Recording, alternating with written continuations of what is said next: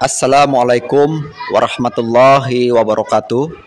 Perkenalkan, nama saya Imam Afijatan. Video ini dibuat sebagai tugas mata kuliah perangkat pembelajaran, tugas PPG dalam jabatan. Ya, pembelajaran pada kesempatan kali ini akan membahas tentang akhlak.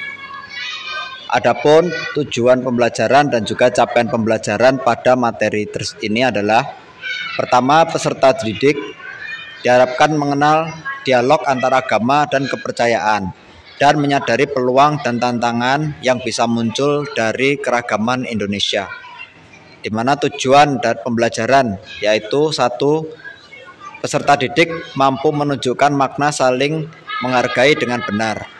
Dua, peserta didik mampu menampilkan contoh-contoh perilaku saling menghargai dengan benar. Ya, sebelum membahas tentang menghargai antar sesama, pertama-tama kita akan mempelajari tentang akhlak terlebih dahulu. Apakah akhlak itu? Akhlak secara bahasa berasal dari kata khuluq yang berarti perilaku atau perbuatan, di mana perilaku atau perbuatan ini bisa dibagi menjadi dua. Yang pertama yaitu perbuatan terpuji yang disebut akhlakul karimah, dan yang kedua adalah perbuatan tercela yang disebut akhlakul mazmumah, di mana akhlak terpuji ini jika dilaksanakan akan mendapatkan pahala, kemudian akhlak tercela ini jika dilaksanakan akan mendapatkan dosa.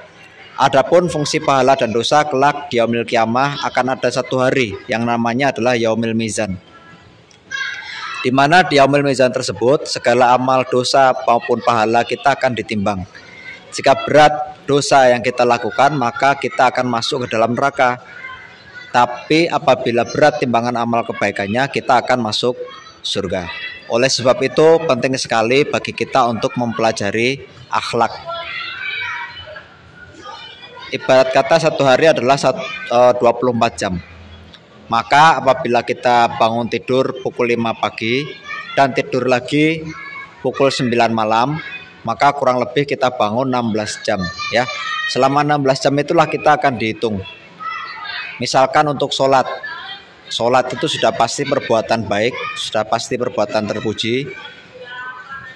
Apabila kita melaksanakan sholat 5 waktu, di mana satu kali sholat itu anggap saja dihitung 10 menit, maka dikali 5 kurang lebih 50 menit atau 1 jam waktu yang digunakan untuk sholat. Apabila 16 jam dikurangi 1 jam, maka masih ada 15 jam. Apabila ada ibadah-ibadah lain yang kita lakukan seperti tadarus Al-Quran, kurang lebih waktunya 1 jam, dikurangi masih ada 14 jam.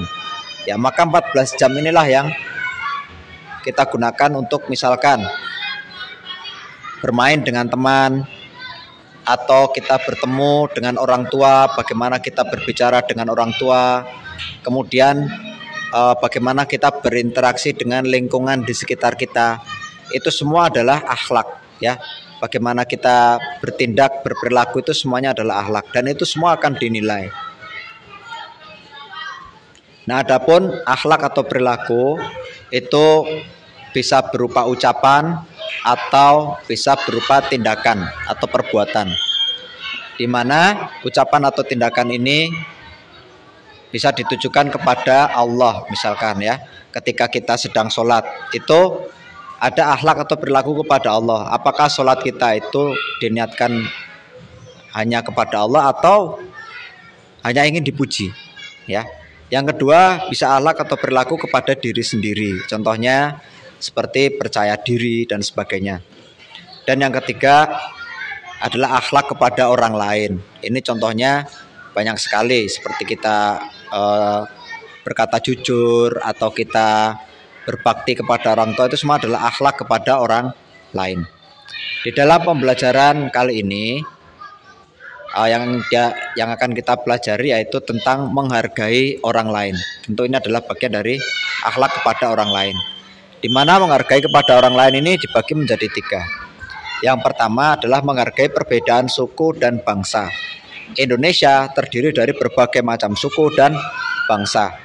Apabila kita tidak bisa bijak dalam menanggapi hal ini, misalkan ada orang yang berbeda suku terjadi saling mengejek atau saling menghina suku lain, maka yang terjadi adalah keributan, yang terjadi adalah kekerasan dan perpecahan.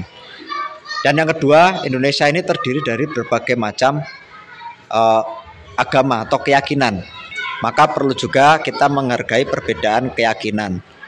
Adanya peristiwa seperti pembakaran gereja, pengeboman masjid, atau perusakan tempat-tempat ibadah, atau pembubaran kegiatan-kegiatan keagamaan, itu semua terjadi karena tidak adanya rasa toleransi antar sesama. Oleh sebab itu kita juga diperintahkan untuk menghargai orang yang berbeda keyakinan. Dan yang ketiga adalah menghargai perbedaan pendapat. Ya, kita tahu berbeda kepala kadang berbeda isi. Nah, setiap orang memiliki pendapat yang berbeda-beda. Untuk itulah kita harus saling menghargai perbedaan pendapat kepada orang lain. Ya. Kemudian untuk pelaksanaan tugas pada pembelajaran di bab yang ketiga ini tentang akhlak ini, yaitu silakan siswa buat kelompok yang terdiri dari 4 orang. Kemudian buatlah sosiodrama tentang perilaku menghargai perbedaan suku atau keyakinan, ya, menghargai perbedaan pendapat. Kalian silahkan pilih salah satu, kemudian dibuat dialog singkat. Setelah selesai dialog singkat, silahkan dilaksanakan sosiodrama. Jangan lupa direkam, divideokan. Durasi waktunya kurang lebih 10 menit.